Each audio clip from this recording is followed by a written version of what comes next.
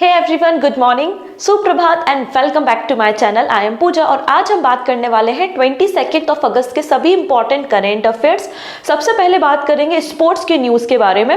यहाँ पर आज के सेशन में 1 से 2 ऐसे स्क्रीन्स हैं जहाँ पर मैं आपको कहूँगी कि स्क्रीनशॉट ले लीजिए। आप उनका स्क्रीनशॉट ले लेना और उनको आपको याद करना है क्योंकि आने वाले एग्जाम में काफ़ी ज़्यादा हेल्पफुल रहेंगे। सो स्टार्ट करते हैं विथ फर्स्ट न्यूज़। सभी लोगों को पता है अभी बांग्लादेश में क्या हो रहा है, बांग्लादेश में क्या पॉलिटिकल क्राइसिस है। तो ऐसी कंडीशन में कोई बड़ा इंटरनेशनल इवेंट्स तो ऑर्गेनाइज नहीं हो सकता। और अभी अक्टूबर मंथ में ही अगर आप देखेंगे तो T20 वीमेंस वर्ल्ड कप होना था बांग्लादेश में और उसको शिफ्ट कर दिया गया है UAE, इसलिए आपको ये न्यूज़ देखने को मिल जाएगी।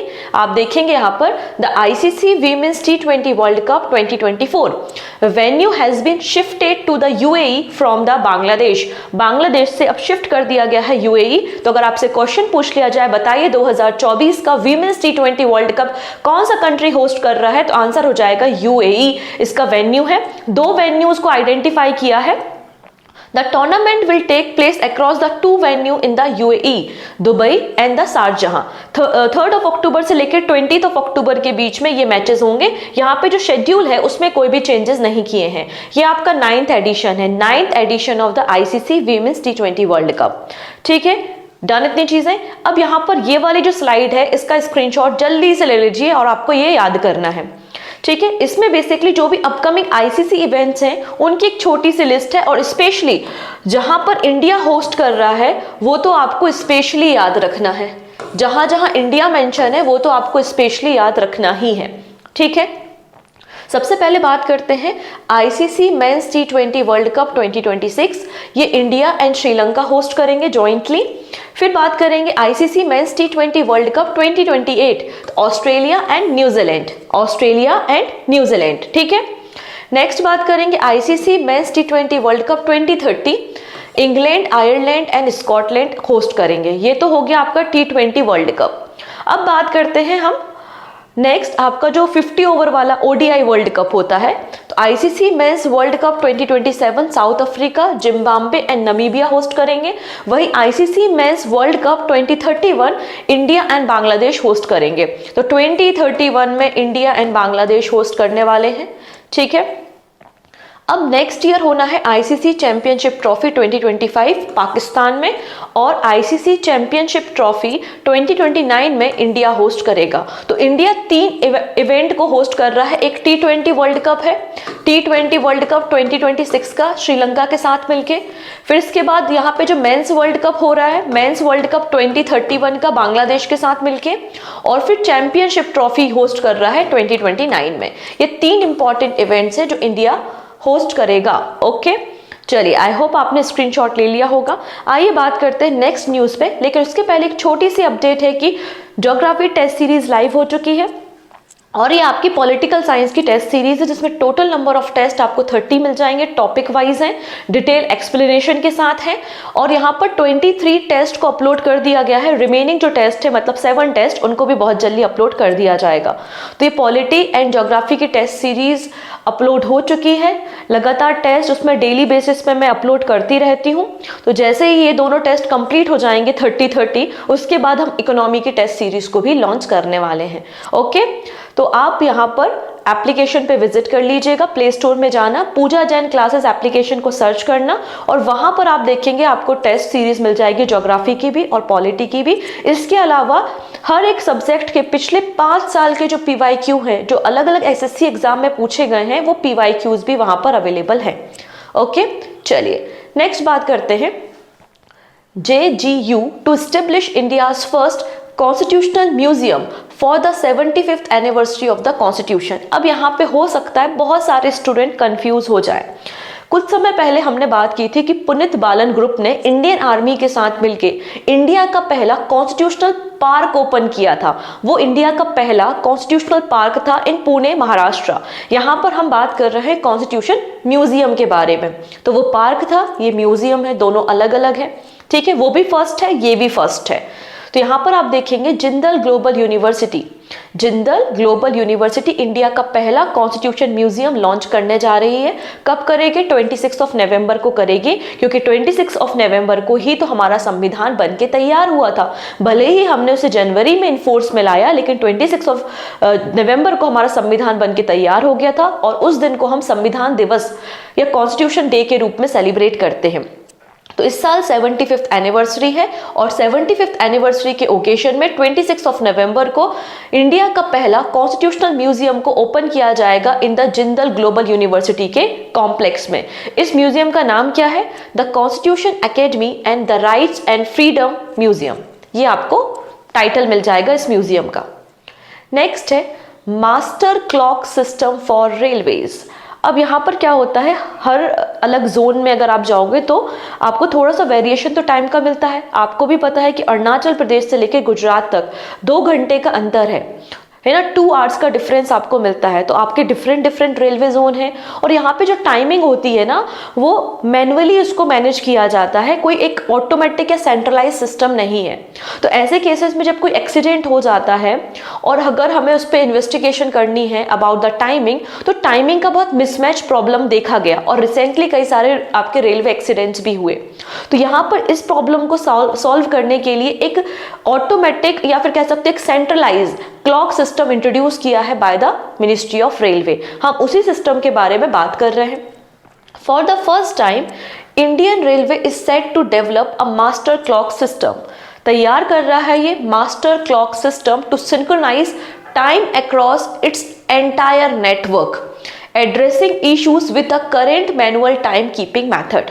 अभी क्या होता है, अभी जो एग्जिस्टिंग सिस्टम है उसमें हमारा जो स्टेशन मास्टर होते हैं, स्टेशन मास्टर जो है वो मैनुअली जब सेक्शन कंट्रोलर उनको गाइड करते हैं, इंस्ट्रक्ट करते हैं, तो उनके इंस्ट्रक्शन के बेसिस पे स्टेशन मास्टर मैनुअली जो टाइम है उसको मैनेज करते हैं, क्लॉक में टाइम को सेट करते हैं। तो यहाँ पर थोड़ा सा आपकी जो एक्यूरेसी है वो प्रॉब्लम आ जाती है, क्योंकि मैनुअली कोई काम होता है तो थोड़ा सा इनएक्यूरेट हो ही जाता है और अलग अलग जोन के हिसाब से जब काम होता है तो एक सेंट्रलाइज ना सिस्टम होने की वजह से भी एक्यूरेसी प्रॉब्लम होती है।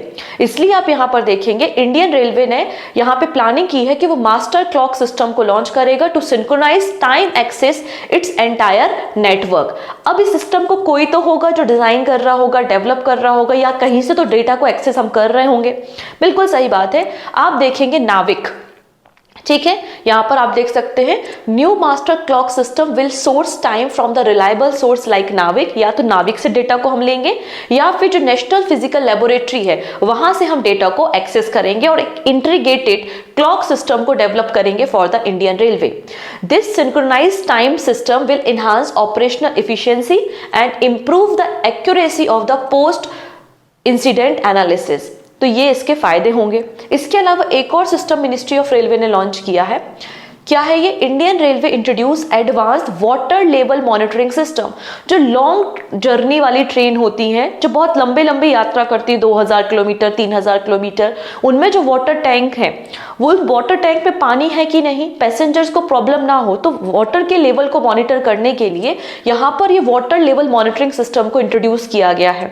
ठीक है, कहाँ से इंट्रोड्यूस किया गया है, वो पहली कौन सी ट्रेन है, वो कौन सा स्टेशन है, आइए हम उस पर बात करेंगे।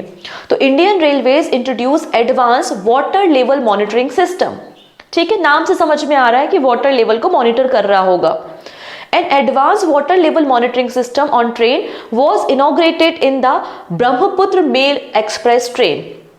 कामाख्या रेलवे स्टेशन में जो ब्रह्मपुत्र मेल एक्सप्रेस ट्रेन है उसमें पहली बार इस सिस्टम को इंटीग्रेट किया गया है। This innovative system mark a major step forward in the water management. जो लॉन्ग डिस्टेंस ट्रेन होती है उसमें वाटर मैनेजमेंट करने में ये सिस्टम यूजफुल होगा। Design to ensure continuous and the reliable water availability for the passenger, ये इसका पर्पस है। अब यहाँ पे ये real time water monitoring system है, ये रियल टाइम मॉनिटर करेगा और इसको पायलट बेसिस पे कहाँ पर इंस्टॉल किया गया है, ब्रह्मपुत्र मेल एक्सप्रेस में इसको लॉन्च किया गया है। ये क्या करेगा, ये कंटिन्यूअस एंड एक्यूरेट मॉनिटरिंग करेगा वाटर लेवल की, जो ट्रेन में वाटर टैंक अवेलेबल है उनकी मॉनिटरिंग करने का काम करेगा। सो मॉनिटरिंग करने के लिए कोई ना कोई टेक्नोलॉजी तो आप यूज करोगे, और क्या क्या ये मॉनिटर करेगा ये भी देख लेते हैं। तो यहाँ पे LORA and GPRS based communication system को यहाँ पे इंस्टॉल किया गया है, जो आपका लॉन्ग रेंज और low power wireless transmission system है, इसकी मदद ली जाएगी। और हाइड्रोस्टैटिक प्रेशर सेंसर, ये जो हाइड्रोस्टैटिक प्रेशर सेंसर है वो इंस्टॉल किए जाएंगे। ये जो प्रेशर सेंसर है ये मेजर करेंगे वाटर का लेवल, और इनकी जो एक्यूरेसी है वो 0.5% तक आपको मिलेगी। यहाँ पर इसके अलावा जो टेम्परेचर है उसको भी वो मॉनिटर करेंगे कि 0 से 70 डिग्री तक के टेम्परेचर को ये सेंसर मॉनिटर कर सकते हैं कि वाटर टैंक में जो पानी अवेलेबल है वो कितना गर्म या कितना ठंडा है। सिंपल सी बात है, ठीक है। चलिए नेक्स्ट है, यहाँ पर मनोहर लाल खट्टर जी ने भी 3 नए ऑनलाइन प्लेटफॉर्म को लॉन्च किया है। कौन कौन से हैं वो 3 नए प्लेटफॉर्म, क्या इनका काम है, क्यों लॉन्च किया गया है, देख लेते हैं। तो 3 online platform launch to boost country's power sector efficiency. Power sector से याद आया, मैंने कल पावर सेक्टर से एसोसिएटेड एक और इंपॉर्टेंट करंट अफेयर्स आपके साथ डिस्कस किया था कि इंडिया और नेपाल के साथ एक डील हुई है, 10 ईयर की डील है। 10 ईयर की डील है और इंडियन गवर्नमेंट 10,000 मेगावाट इलेक्ट्रिसिटी को इंपोर्ट करेगा फ्रॉम नेपाल। ये डील एग्रीमेंट अभी रिसेंटली साइन हुआ है, ये भी हमने कल डिस्कस किया था, ठीक है। देखिए आपके क्वेश्चन, आपके जो एग्जाम है बहुत पास है, नजदीक है, ठीक है। तो यहाँ पर अगर आप ऐसा प्लान कर रहे हैं कि मैं मंथली देखूंगा, एक दिन बैठ के पूरे करंट अफेयर्स देखूंगा, तो ऐसा मत कीजिए, इतना पॉसिबल नहीं होता इतना सारा डेटा। क्योंकि आप जब खाना खाते हो, क्या आप इकट्ठा 1 साल का खाना साथ में खा लेते हो? नहीं ना, डेली खाते हो, क्योंकि हमारी एक क्षमता होती है, कैपेसिटी होती है कि हमारा ब्रेन कितना चीज़ों को एब्जॉर्ब कर पाएगा। तो या तो आप वीकली ट्वाइस देखो करंट अफेयर्स या डेली करंट अफेयर्स देखो, लेकिन वो मंथली वाला कॉन्सेप्ट नहीं रखो। एक चीज़ बताइए जरा, आप खुद सोच के देखिए, डेली करंट अफेयर्स आता है लगभग 30 to 40 मिनट का, और मंथली कहीं से भी आप कंपाइलेशन पढ़ते हो तो मंथली कंपाइलेशन कितना होता है आपका 1 घंटे का। तो क्या डेली की 30 या 40 मिनट की न्यूज़ जितना हम यहाँ पे पढ़ते हैं, जिस तरीके से क्वेश्चन आजकल एग्जामिनर पूछ रहा है, क्या वो मंथली में उतनी आसानी से कवर हो सकती है? आंसर है नो। तो डेली करंट अफेयर्स आप जहाँ से भी पढ़ रहे हैं, डेली इसलिए पढ़ने का बोल रही हूँ मैं, एटलीस्ट आपके एग्जाम के 6 महीने पहले तक के तो करंट अफेयर्स आपको डेली पढ़ने चाहिए। रीजन इज दैट, भले उसके पहले कि आप रिविजन कर लो, कंपाइलेशन, वीकली कंपाइलेशन या मंथली कंपाइलेशन देख लो। रीजन ये है कि आजकल थोड़ा सा डीप जाके क्वेश्चन पूछ रहे हैं, स्टेटमेंट बना रहे हैं, और स्टेटमेंट तभी आप सॉल्व कर सकते हो जब ऐसे क्वेश्चंस को आप मतलब थोड़ा सा डिटेल में न्यूज को एनालिसिस करोगे, ठीक है। ये मेरा सजेशन है, बाकी आपका जैसा मर्जी है आप वैसा करिए, लेकिन तैयारी जरूर करिए। चलिए, union minister of power Manohar Lal Khattar has launch 3 online platform to enhance the efficiency, transparency and effectiveness of the power sector in the New Delhi. ये 3 सिस्टम कौन कौन से हैं? तो पहला है प्रॉम्प्ट, ठीक है, portal for online monitoring of project thermal. Next है आपका जल विद्युत DPR, एंड थर्ड है आपका ड्रिप्स मतलब disaster resilient infrastructure for power sector. ये 3 नए ऑनलाइन प्लेटफॉर्म को लॉन्च किया गया है by the Manohar Lal Khattar in new Delhi, ठीक है। अब किसी बॉडी ने तो इनको डेवलप किया होगा। All these online portals have been developed by the central electricity authority. Central electricity authority जो कि मिनिस्ट्री ऑफ पावर के अंदर वर्क करती है, इन्होंने इसको डेवलप किया है। और यहाँ पर ये जो प्रॉम्प्ट सिस्टम है, ये जो प्रॉम्प्ट पोर्टल है, उसको डेवलप करने के लिए NTPC ने भी हेल्प की है सेंट्रल इलेक्ट्रिसिटी अथॉरिटी की। डन इतनी चीजें। अब ये सिस्टम है क्या, एक एक करके देखते हैं। सबसे पहले है प्रॉम्प्ट पोर्टल। फुल फॉर्म क्या है? Portal for online monitoring of project thermal. नाम से समझ में आ रहा है कि यहाँ पर जो भी थर्मल पावर प्रोजेक्ट हमारी कंट्री में रन हो रहे हैं, अंडर कंस्ट्रक्शन है, उनकी ऑनलाइन और रियल टाइम मॉनिटरिंग करना कि कंस्ट्रक्शन में डिले क्यों आ रहा है, या कंस्ट्रक्शन हुआ तो कितने % हुआ है। तो ऑनलाइन पूरी मॉनिटरिंग करने के लिए ये पोर्टल है, ठीक है। तो प्रॉम्प्ट पोर्टल एक टाइम एनालिसिस एंड ट्रैकिंग करने का काम करेगा of the thermal power project under the construction in the India. This is expected to quickly identify and resolve the issue that leads to delay in the construction of the thermal power plants. तो ये आपका prompt portal है। अब ये जल Vidyut DPR platform क्या करेगा? ऐसा तो है नहीं कि सारे पावर प्लांट हमारे थर्मल पावर प्लांट होते हैं, नहीं ना। थर्मल पावर प्लांट वो होते हैं जिसमें कोयले का उपयोग करके आप बिजली बना रहे हो, कोयले का इस्तेमाल करके आप इलेक्ट्रिसिटी प्रोड्यूस कर रहे हो। इसके अलावा एक होते हैं आपके हाइड्रो पावर प्रोजेक्ट, जिसमें हम पानी का इस्तेमाल, वाटर को टरबाइन पे गिराते हैं और उसके बाद इलेक्ट्रिसिटी को प्रोड्यूस करते हैं। तो यहाँ पे हमारे देश में कई सारे हाइड्रो पावर प्रोजेक्ट भी हैं। अब उनको भी तो ट्रैक करना है, उनको भी मॉनिटर करना है, जिसके लिए जल विद्युत है। तो जल विद्युत डीपीआर पोर्टल एक डिजिटल प्लेटफॉर्म है जिसको सेंट्रल इलेक्ट्रिसिटी अथॉरिटी ने डेवलप किया है। इसका पर्पस क्या है? It is design to monitor, survey and investigation activity related to the hydro electric project and the pumped storage project. Done. Last में आता है आपका disaster resource inventory for the power sector portal. ठीक है, drips के बारे में बात कर रहे हैं। तो disaster resource inventory for power sector, ये भी आपका एक ऑनलाइन पोर्टल है। ये ऑनलाइन पोर्टल क्या करता है? जैसे कि कभी अर्थक्वेक आ गया, फ्लडिंग हो गई, फ्लड की वजह से या फिर साइक्लोन की वजह से क्या होता है, इलेक्ट्रिसिटी प्रॉब्लम होती है, साइक्लोन आता है, कई सारे प्लांट गिर जाते हैं, तो उस समय आप देखते हैं उस पर्टिकुलर एरिया में आपको इलेक्ट्रिसिटी सप्लाई नहीं होती। तो उसको जल्दी से जल्दी रिजॉल्व करने के लिए ही इस पोर्टल को बनाया गया है। ठीक है, the portal has been built to quickly identify power disruption in the country due to the natural disaster. It will link the designated nodal officer of all departments of the power sector and other agency, और जिससे जो भी affected districts हैं उसमें जो power shortage की problem है उसको जल्दी से जल्दी क्विकली रिजॉल्व कर सके, इसलिए ड्रिप्स पोर्टल को लॉन्च किया गया है। डन। नाउ बात करते हैं about the central electricity authority. Central electricity authority का फॉर्मेशन 1951 में हुआ था under the electricity supply act of 1948। इस इलेक्ट्रिसिटी सप्लाई एक्ट को 2003 में अमेंड किया गया है। ये मिनिस्ट्री ऑफ पावर के अंदर काम करता है, नई दिल्ली में हेडक्वार्टर है एंड चेयरमैन का नाम है घनश्याम प्रसाद। डन। चलिए नेक्स्ट बात करेंगे इंडसइंड बैंक के बारे में। IndusInd bank gets RBI approval to launch AMC arm. AMC मतलब असेट मैनेजमेंट बिजनेस। यहाँ पे असेट मैनेजमेंट बिजनेस के लिए अप्रूवल दे दिया गया है आरबीआई के द्वारा, किसे? इंडसइंड बैंक को। तो आप देखेंगे RBI approve IndusInd bank to set up wholly own subsidiary for asset management business of the mutual fund.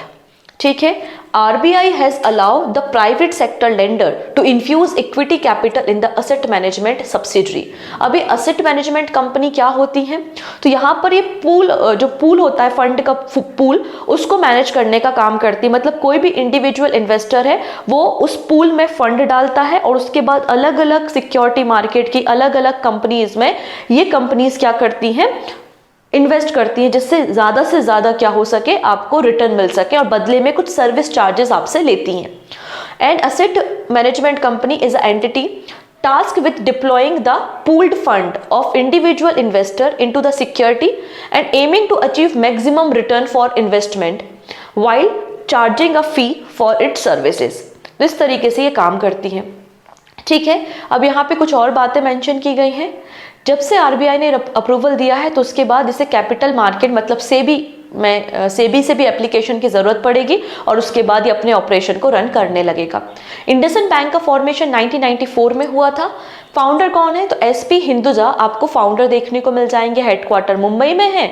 MD and CEO कौन है? सुमंत कथपालिया और टैगलाइन है we make your feel richer, we make you feel richer. Next, अब बात करेंगे कुछ important person जो news में है। ठीक है, यहाँ तक आपकी जो भी न्यूज़ थी नेशनल लेवल पे, स्टेट लेवल पे, वो हमने डिस्कस कर ली।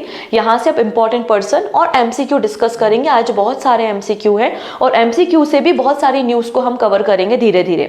ठीक है, अगर आज के क्लास के करंट अफेयर्स की पीडीएफ आपको लेनी है तो आप एक टेलीग्राम चैनल ज्वाइन कर सकते हैं, पूजा जैन CA 247। यहाँ से आप फ्री ऑफ कॉस्ट पीडीएफ को डाउनलोड कर सकते हैं। अगर आप लोग ने एप्लीकेशन डाउनलोड किया है तो एप्लीकेशन में भी फ्री पीडीएफ वाले सेक्शन में आप पीडीएफ को डाउनलोड कर पाएंगे। ओके, नेक्स्ट है RBI governor Shaktikanta Das rank the top central bank globally for the second consecutive year. अब यहाँ पर इनको वापस से A+ रेटिंग दी गई है। शक्तिकांत दास जी को वापस से A+ रेटिंग दी गई है। आइए इसके बारे में बात कर लेते हैं। सबसे पहली बात, central bank report card published annually, हर साल इस रिपोर्ट को पब्लिश किया जाता है by the global finance since 1994। तो ग्लोबल फाइनेंस 1994 से सेंट्रल बैंक रिपोर्ट कार्ड को पब्लिश करता है, जिसमें 100 countries, union territory, districts, European union के जो भी सेंट्रल बैंक के गवर्नर हैं उन सब की रेटिंग की जाती है। यहाँ पे जो रेटिंग होती है वो A+ से लेकर F तक की रेटिंग यहाँ पर होती है। ठीक है, A से F तक की यहाँ पर आपको रेटिंग देखने को मिलेगी। A का मतलब ये होता है कि वो पर्टिकुलर जो भी सेंट्रल गवर्नमेंट है, सेंट्रल बैंक है, उसके जो गवर्नर हैं, तो सेंट्रल बैंक के गवर्नर ने बहुत अच्छा काम किया है in the area of inflation control, मतलब महंगाई को कंट्रोल करने के लिए आपने अच्छी पॉलिसीज बनाई हैं, इंटरेस्ट रेट को मैनेज किया है, करेंसी को स्टेबल रखा है और इकोनॉमिक ग्रोथ आपका गोल है। तो ऐसे केसेस में यहाँ पर रेटिंग दी जाती है, A से लेकर F तक की रेटिंग होती है। ठीक है, यहां पर आप देखेंगे रिजर्व बैंक ऑफ इंडिया के गवर्नर है शक्तिकांत दास जी, और इनको A+ रेटिंग मिली है for the second consecutive year in the global finance central banker report card 2024। ठीक है, ये बात यहां पर याद रखनी है। A का मतलब होता है एक्सीलेंट परफॉर्मेंस, तो शक्तिकांत दास जी ने अपनी लीडरशिप में एक्सीलेंट परफॉर्मेंस किया है, इन्फ्लेशन को कंट्रोल किया है, मार्केट स्टेबल रखा, इकोनॉमिक ग्रोथ हमारा गोल है, इसके अलावा करेंसी भी हमारी स्टेबल है। ठीक है, शक्तिकांत दास जी के साथ साथ A+ रेटिंग और किसको मिली है, तो यहाँ पे 2 और बैंक्स हैं जिनके गवर्नर्स को A+ रेटिंग मिली है। एक है डेनमार्क के सेंट्रल बैंक गवर्नर जिनका नाम है क्रिस्टीन कैटल थॉमसन, इनको दिया गया है। एंड स्विट्जरलैंड के गवर्नर है थॉमस जॉर्डन, इनको मिला है। तो यहाँ पर 3 लोगों को A+ रेटिंग मिली है। एक है RBI के गवर्नर शक्तिकांत दास, एक है डेनमार्क के गवर्नर जिनका नाम है, बैंक के गवर्नर की बात कर रही हूं मैं, क्रिस्टीन कैटल थॉमसन, एंड एक स्विट्जरलैंड के गवर्नर है जिनका नाम है थॉमस जॉर्डन। ओके, यहां पर इसका भी स्क्रीनशॉट जल्दी से ले लीजिए। इस वाली स्लाइड से ये जो 2-3 आपको स्टार्टिंग के 3 पॉइंट्स दिख रहे हैं, यहां से क्वेश्चन 100% बनेगा ही बनेगा। ठीक है, क्योंकि प्रीवियस ईयर भी जब क्वेश्चन पूछा गया था तो सूरी नाम से क्वेश्चन पूछा गया था, और इस बार आपको फिजी और तिमोर लेस्ते से क्वेश्चन मिल सकता है। ठीक है, तो यहाँ पे रिसेंट अवार्ड से जैसे कि 3 इंपॉर्टेंट अवार्ड है। पहला है हिलाल-ए-इम्तियाज अवार्ड, ये पाकिस्तान का 2nd हाईएस्ट सिविलियन अवार्ड है, और यहाँ पे जेवलिन थ्रो स्टार जिनका नाम क्या है यहाँ पर, अरशद नदीम, इनको ये अवार्ड दिया जा रहा है। अगर हम बात करें grand collar of the order of Timor Leste, जो कि तिमोर लेस्ते का हाईएस्ट अवार्ड है, ये हमारी president of India Droupadi Murmu को दिया है। वही companion of the order of Fiji, ये अवार्ड किसको दिया है, ये भी प्रेसिडेंट को दिया गया है। ठीक है, चलिए नेक्स्ट बात करेंगे। Satyaprakash Sangwan appointed as the chief de mission for the Paris para Olympics. तो पेरिस पैरा ओलंपिक्स होने वाले हैं, जिसपे हमने ऑलरेडी काफी डिस्कशन किया था। इस बार सबसे ज्यादा एथलीट पेरिस पैरा ओलंपिक्स में भेजे जा रहे हैं भारत की तरफ से। ठीक है, और जो आपके पेरिस पैरा ओलंपिक्स है उसके लिए चीफ द मिशन किसे बनाया गया है, सत्यप्रकाश सांगवान को बनाया गया है। सत्यप्रकाश सांगवान कौन है, तो ये वाइस प्रेसिडेंट है PCI के, vice president of para Olympic committee of India, जिनका नाम क्या है, सत्यप्रकाश सांगवान, ये आपके चीफ द मिशन होंगे। अच्छा, para Olympic committee of India के प्रेसिडेंट कौन है, तो देवेंद्र झाझरिया आपको मिल जाएंगे। ठीक है, तो ये भी एक इंपॉर्टेंट नाम है, याद रखेंगे। नेक्स्ट बात करेंगे, अब थोड़ा सा साइंस के बारे में बात करनी पड़ेगी हमको। ठीक है, यहाँ पर एक बायोमेडिकल रिसर्चर्स थे जिनका नाम था लियोनार्ड हैफलिंक। ठीक है, इनकी डेथ हो गई है।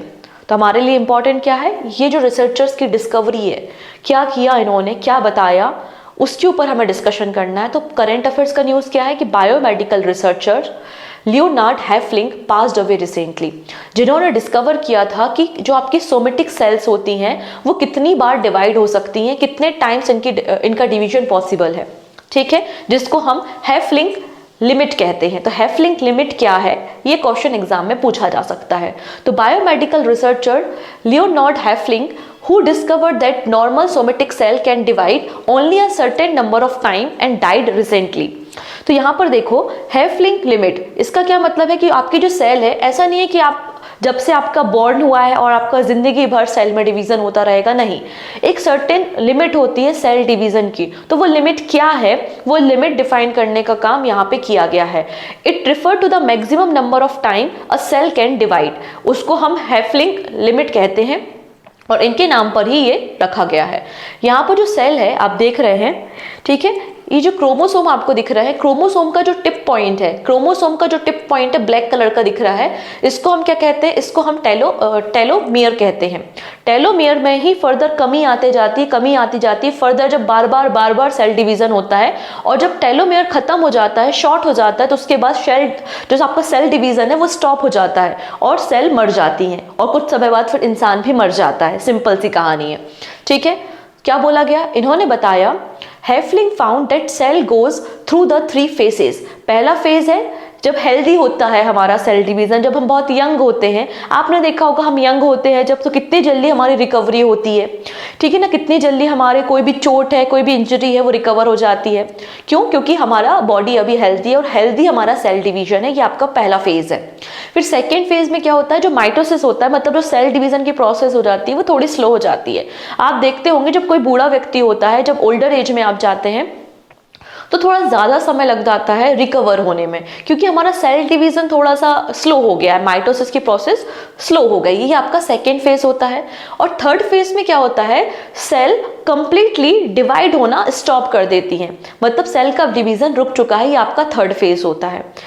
इन्होंने क्या मेंशन किया कि जब सेल डिवाइड होना स्टॉप हो जाती है, उसके कुछ समय बाद भी ये अलाइव रहती हैं, जिंदा रहती हैं, लेकिन after a certain period of time इनमें कुछ डिस्टर्बन होने लगता है, और डिस्टर्बिंग नेचर के कारण ये क्या करती है, सेल सुसाइड कर लेती है, मतलब सेल मर जाती हैं। तो ये जो सेलुलर प्रोसेस है, जब सेल एंड हो रही हैं, तो साइंस की लैंग्वेज में इसके लिए एक वर्ड यूज किया जाता है। उस वर्ड का नाम क्या है आप देख पाएंगे, यहाँ पर मेंशन है एपोप्टोसिस, ठीक है। तो ये आज का वर्ड ऑफ द डे है, इस वर्ड को आपको याद रखना है, ठीक है।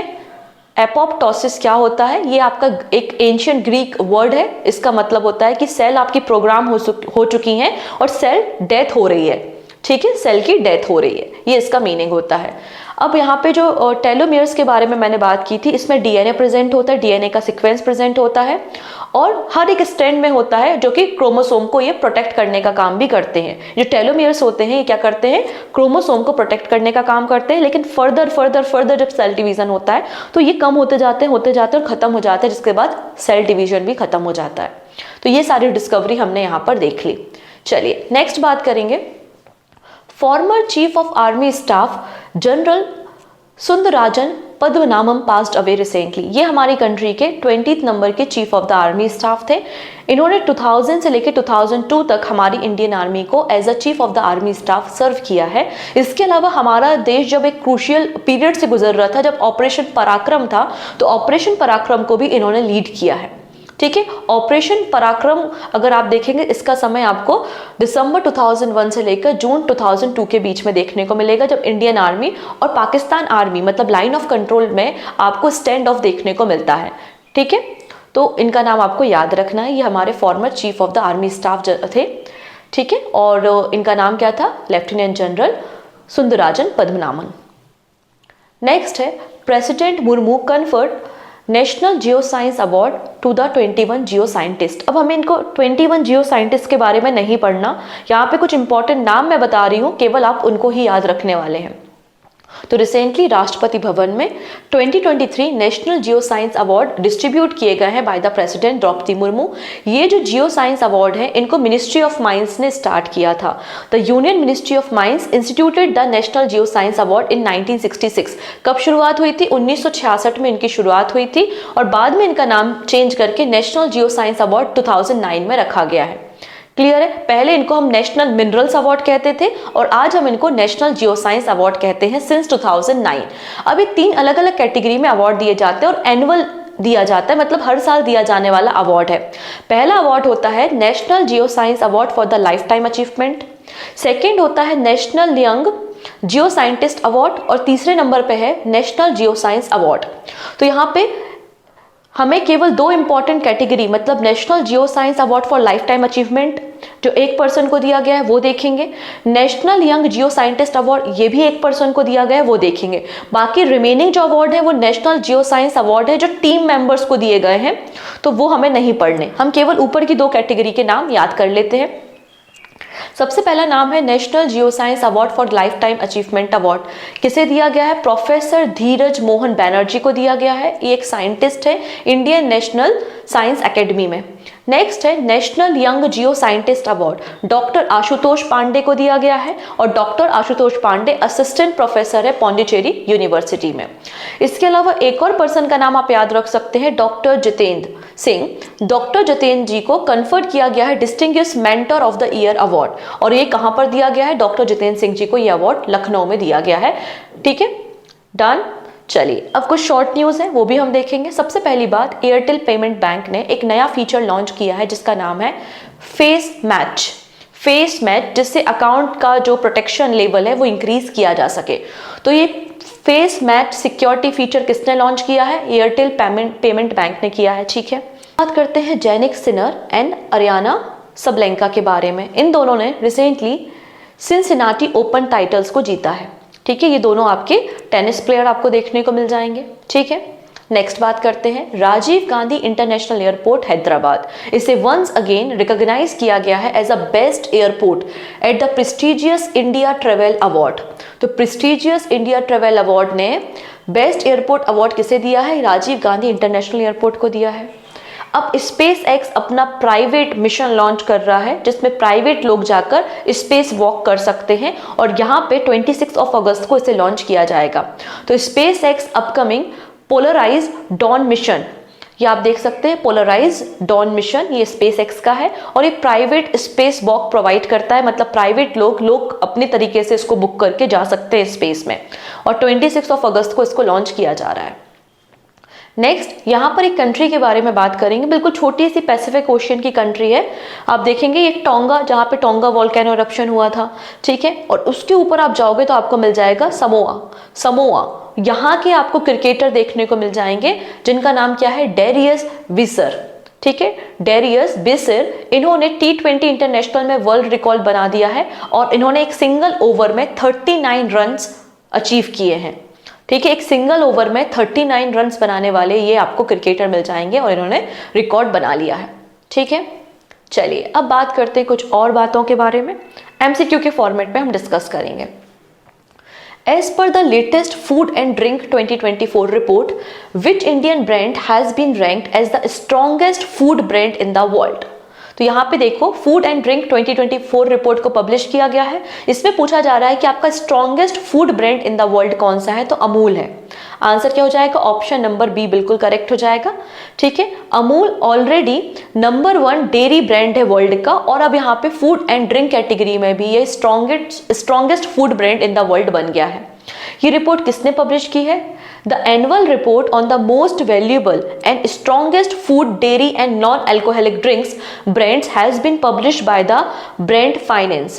Brand Finance वर्ल्ड की लीडिंग ब्रांड कंसल्टेंसी फर्म है। इन्होंने इस रैंकिंग को या रिपोर्ट को पब्लिश किया हुआ है। नेक्स्ट है defence minister Rajnath Singh has inaugurated a new maritime rescue coordination centre.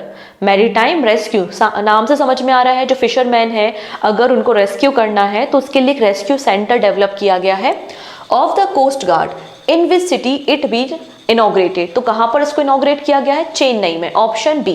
देखो कंप्लीट न्यूज को मैं समझाती हूँ कि डिफेंस मिनिस्टर राजनाथ सिंह ने रिसेंटली एक new maritime rescue coordination centre build किया है, तैयार किया है, मतलब इनॉग्रेट किया है फॉर द कोस्ट गार्ड के लिए। कहां पर? चेन्नई में। इसके अलावा इन्होंने 2 नए और इनिशिएटिव भी लॉन्च किए हैं। At the event he also inaugurated 2 new coast guard unit.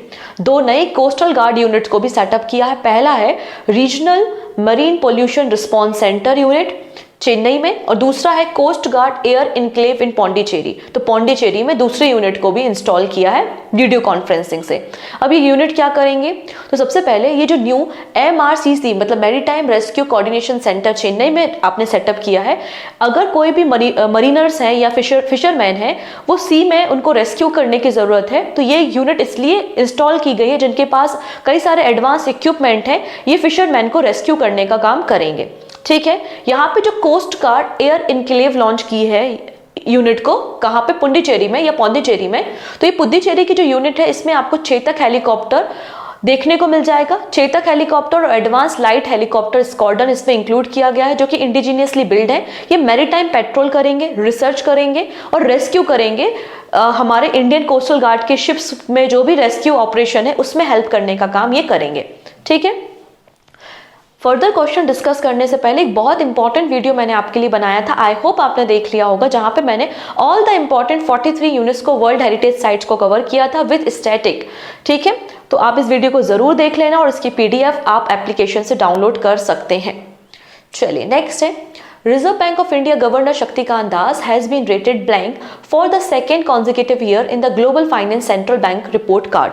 तो आंसर हो जाएगा A+ ग्रेडिंग या A+ रेटिंग मिली हुई है, आंसर हो गया ऑप्शन नंबर बी। चलिए नेक्स्ट बात करते हैं, इस न्यूज को कल ही हमने डिस्कस किया था, आंसर करोगे। In August 2024 consumer payment and lending company slice receive approval from the national company law tribunal for its merger with which small finance bank. तो north east small finance bank के साथ merger के लिए approval मिला है, option number D. Next है, at which railway station was the advanced water level monitoring system on the Brahmaputra mail express inaugurated. तो answer हो जाएगा Kamakhya railway station, option number C. Next है, in August 2024 which bank receive approval from the RBI to set up a unit to undertake the asset management business of the mutual fund. तो अभी आज हमने discuss किया है about the IndusInd bank, option number D बिल्कुल correct है। Next है, who has been appointed as the interim chief of the airport authority of India. तो यहाँ पे इंटरिम चीफ अपॉइंट हुए हैं, इसलिए मैंने इसको कंप्लीट न्यूज कवर नहीं की, जब फाइनल अपॉइंटमेंट होगी तब हम देखेंगे।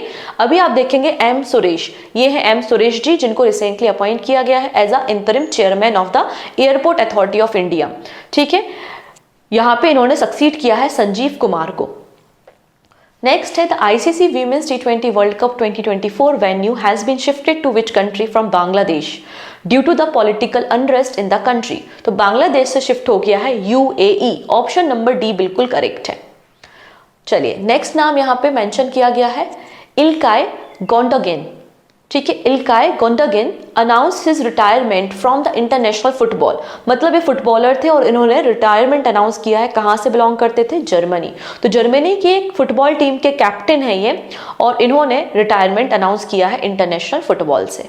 नेक्स्ट है, in August 2024 the Ulchi freedom shield exercise was conducted between which of the following two countries. तो ये एक्सरसाइज किन दो देशों के बीच में होती है?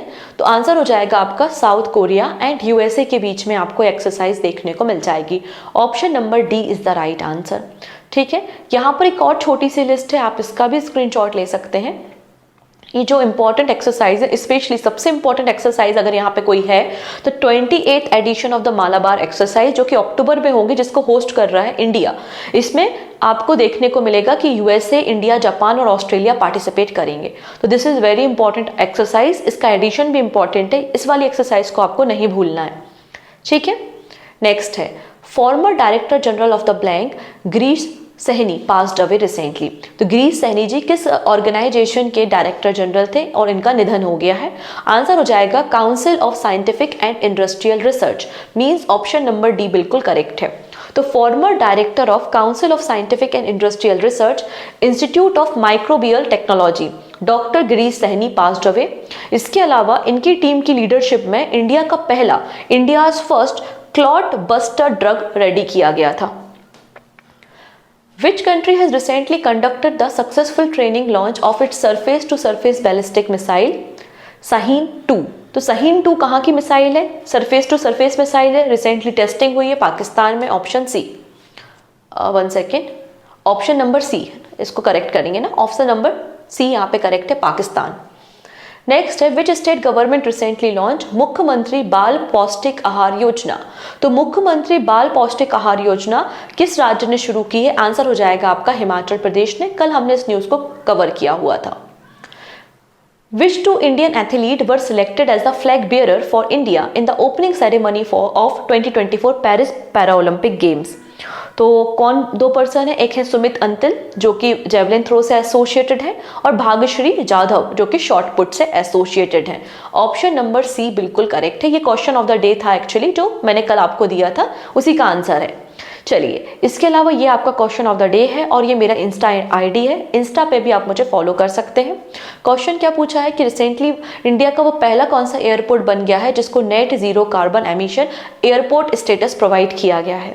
इसका आंसर आप मुझे कमेंट सेक्शन में बता सकते हैं। डन। तो आज के लिए इतना ही।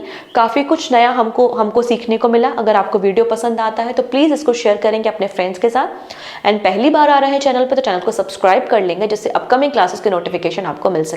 इसके अलावा बहुत सारे मैसेजेस आ रहे थे कि मॉडर्न हिस्ट्री को कंटिन्यू किया जाए, तो मॉडर्न हिस्ट्री का बहुत बड़ा पोर्शन मतलब 1600 से लेकर जो आपके सोशल रिफॉर्म्स हुए हैं वहाँ तक ऑलरेडी मैंने कवर किया हुआ है। अब सिर्फ बचता है गांधी एरा, तो आज से हम गांधी एरा को भी स्टार्ट करेंगे। तो 1915 से लेकर 1947 तक जो भी इंपॉर्टेंट इवेंट्स हमारी कंट्री में हुए हैं उनको हम यहाँ पे कवर करने वाले हैं आज से। तो बिल्कुल आप कनेक्ट होना नहीं भूलेंगे 8 PM पर। So take care and bye bye.